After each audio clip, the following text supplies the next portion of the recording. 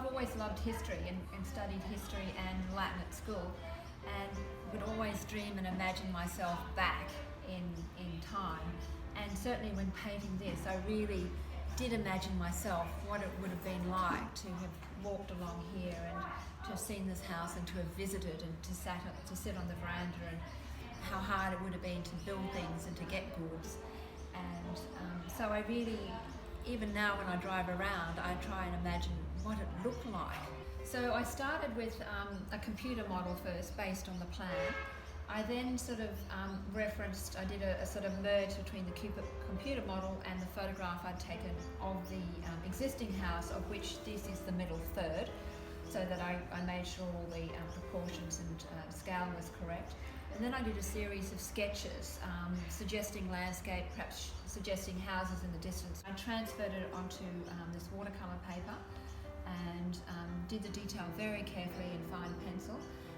If you look closely enough, you'll see that I've used Flemish single bond on the brickwork, which is very tricky at that scale. So if you look very closely, you can see that there are parts where there is that sort of detail. You may have to look at the scan for it.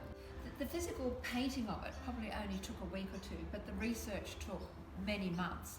And I had to look at all that was available, and found even that some of the things that had been drawn up were inaccurate, and that for instance the roof was shown quite differently, and I realised that they wouldn't have made changes to the roof.